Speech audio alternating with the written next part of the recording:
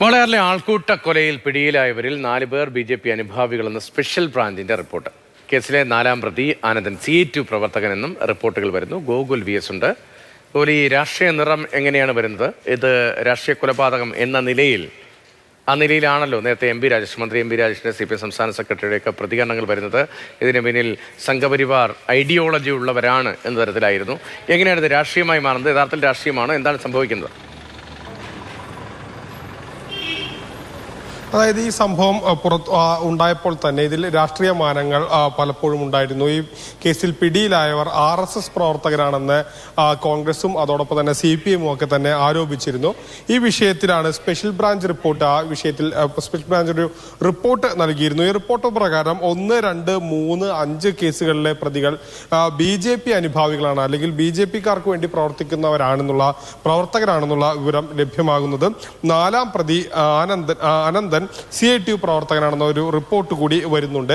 ഇതിൽ ഏറ്റവും പ്രധാനപ്പെട്ട കാര്യം, സുബേർ കേസിലെ പ്രതിയായ ജിനീഷ് കോടതിയിൽ ഈ പ്രതികളെ കോടതിയിൽ ഹാജരാക്കിയപ്പോൾ അവിടെ എത്തി എന്നുള്ളതാണ്. അവരെ കാണാൻ അവിടേക്ക് എത്തി എന്നുള്ള വിവരങ്ങൾ കൂടി സ്പെഷ്യൽ ബ്രാഞ്ച് റിപ്പോർട്ടായി തന്നെ സമർപ്പിച്ചിട്ടുണ്ട്. അപ്പോൾ ഇവർക്ക് ഇത്തരത്തിലൊരു സംഘപരിവാർ ഐഡിയോളജി ഉണ്ട്, അല്ലെങ്കിൽ അത്തരത്തിലുള്ള ആളുകൾ ഉണ്ട് എന്നുള്ള രീതിയിലുള്ള രാഷ്ട്രീയ ആരോപണം വന്നു. അതിന് പിന്നാലെയാണ് ഇത്തരത്തിലുള്ള റിപ്പോർട്ടുകൾ കൂടി ഈ പോലീസിന് ലഭിക്കുന്ന ഒരു സാഹചര്യം കൂടി വിവരങ്ങൾ നൽകിയത്.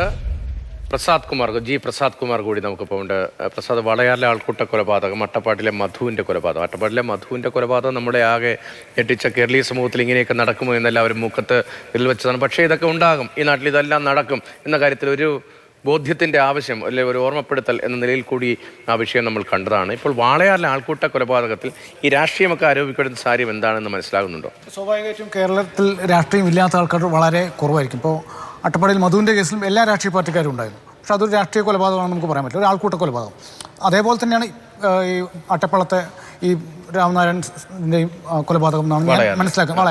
അട്ടപ്പാളം എന്നുള്ള യഥാർത്ഥ വാളയാറിൻ്റെ അടുത്തുള്ള സ്ഥലമാണ് അട്ടപ്പാളത്താണ് യഥാർത്ഥമായിട്ട് നടന്നത്. പുതുശ്ശേരി പഞ്ചായത്തിലാണ്, വാളയാർ ബോർഡറാണ്. അതിന് രണ്ടിന് നടുക്കുള്ള ഇപ്പോൾ ടോൾ പ്ലാസയൊക്കെയുള്ളത് അട്ടപ്പാളത്താണ്.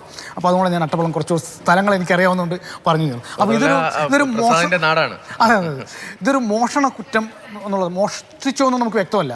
പക്ഷേ മോഷണ കുറ്റം ആരോപിച്ച് നാട്ടുകാർ ഒരു സംശയത്തിൽ കണ്ട ഒരാളെ ക്രൂരമായി മർദ്ദിക്കണം, ഒരു മൊബൈൽ ലിഞ്ചിങ് എന്നൊക്കെ പറഞ്ഞാൽ ആൾക്കൂട്ടത്തിൻ്റെ ഒരു മനഃശാസ്ത്രമാണ് അവിടെ കൊലപാതകത്തിലേക്ക് കണ്ടത്. അപ്പോൾ പോസ്റ്റ്മോർട്ടം ചെയ്ത ഡോക്ടർ ഹിതേഷ് പറഞ്ഞത് ഒരു അവയവം പോലും ബാക്കിയില്ല മർദ്ദനമേൽക്കാത്തതായിട്ടെന്നാണ് പറഞ്ഞത്. അപ്പോൾ അത്രയേറെ ക്രൂരമായ മർദ്ദനം. ഇപ്പോൾ ഒരാൾ അല്ലെങ്കിൽ 2 ആൾ മർദ്ദിക്കുന്ന പോലെ ഒരു ആൾക്കൂട്ടം മർദ്ദിക്കും, എല്ലാവരും കേടി മേയുക എന്നൊക്കെ നമ്മൾ നാടൻ ഭാഷയിൽ പറയല്ലോ, അതേപോലെയാണ് ഇപ്പോൾ അവിടെ ഉണ്ടായിരിക്കുന്നത്. അപ്പോൾ ഇഷ്ടം പോലെ അടി കൊടുത്തിട്ടുണ്ട്, വടികൊണ്ട് അടി കൊടുത്തിട്ടുണ്ട്, കൈകൊണ്ട് അടി കൊടുത്തിട്ടുണ്ട്, ചവിട്ടിയിട്ടുണ്ട്. അങ്ങനെ എല്ലാ തരത്തിലും ഈ രാമനാരായണനെ ദ്രോഹിച്ചിട്ടുണ്ട്. അപ്പോൾ അതുകൊണ്ടാണ് മരണമുണ്ട്. അപ്പോൾ അതിലൊരു രാഷ്ട്രീയത്തിലപ്പുറത്തേക്ക് സ്വാഭാവികമായിട്ടും ആദ്യഘട്ടത്തിൽ കുറച്ച് സംഘടനകൾ ഇതിൽ RSS ബന്ധം എന്ന് പറഞ്ഞു വന്നത്. പിന്നീട് ഇന്നലെ DCC പ്രസിഡന്റ് തങ്കപ്പനും ഇങ്ങനെ സോഷ്യൽ മീഡിയയിൽ പ്രചരിക്കുന്നു എന്ന രീതിയിൽ വന്നു.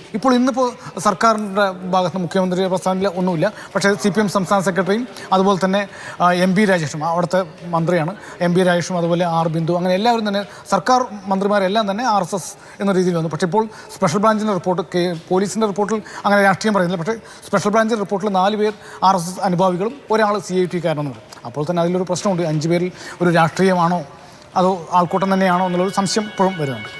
ശരി, എന്തായാലും പോലീസിന്റെ അന്വേഷണം നടക്കുകയാണ്. പോലീസിന്റെ അന്വേഷണത്തിന് മുൻപ് വലിയ ചർച്ചയൊക്കെ നടന്നില്ല. ഇപ്പോൾ മന്ത്രി K രാജൻ ഇടപെട്ടിരുന്നു, ജില്ലാ കളക്ടർ ഇടപെട്ടിരുന്നു. മൃതദേഹം കൊണ്ടുപോകില്ല എന്ന് ബന്ധുക്കൾ അറിയിക്കുന്നുണ്ടായിരുന്നു.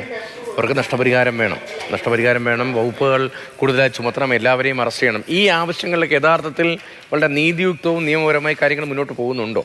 പക്ഷേ ഇപ്പോഴാണത് എനിക്ക് തോന്നുന്നത്, ഇപ്പോൾ ഒരു സംഘപരിവാർ ബന്ധം വന്നുകൊണ്ട് മാത്രം കുറച്ചുകൂടി സർക്കാരും ഈ കാര്യത്തിൽ കൊല്ലപ്പെട്ട ഇരയോടൊരു അനുഭാവപൂർണ്ണമായ ഒരു സമീപനം വന്നെന്നാണ് എനിക്ക് തോന്നുന്നത്. ആദ്യഘട്ടത്തിൽ ഇപ്പോൾ 4 ദിവസമായാലും ഈ കൊലപാതകം നടന്നിട്ട് ഇതുവരെ ആർക്കും ഇതിനെക്കുറിച്ചൊരു, നമ്മുടെ നാട്ടിൽ ഒരു ആൾക്കൂട്ട കൊലപാതകം ഉണ്ടായി എന്ന നാണക്കേട് തൽക്കാലത്തേക്ക് മാറ്റിവെക്കുക എന്നുള്ളതായിരുന്നു. അത് ആദ്യഘട്ടത്തിൽ അങ്ങനെയായിരുന്നു, അതൊരു ഇതര സംസ്ഥാന തൊഴിലാളി മരിച്ചു എന്നുള്ള രീതിയിൽ നിന്നും. പക്ഷേ ഇപ്പോൾ ഒരു രാഷ്ട്രീയ ഇരയും കൂടിയാണ്. തദ്ദേശ തെരഞ്ഞെടുപ്പിൽ ഇടതുപക്ഷം പരാജയപ്പെട്ട് നിൽക്കുന്നു. അതിൽ ന്യൂനപക്ഷത്തിൻ്റെ പിന്തുണ ഇല്ല എന്ന് പറയുന്നു. ന്യൂനപക്ഷങ്ങൾക്ക് വേണ്ടിയിട്ടൊരു ശബ്ദം ഉയർത്താനും കൂടെ ഒരു ബംഗ്ലാദേശ്, അതിൽ വലിയൊരു പ്രശ്നം കൂടെ ഉണ്ട്. ഇവർ ചോദ്യം ചെയ്ത് ബംഗ്ലാദേശിയാണെന്നുകൊണ്ടാണ് ഈ രാമനാരായണനെ മർദ്ദിച്ചത്. അപ്പോൾ അങ്ങനെ ഒരു വിഷയം കൂടെ ഇതിൽ രാഷ്ട്രീയമായിട്ട് വരുന്നത്.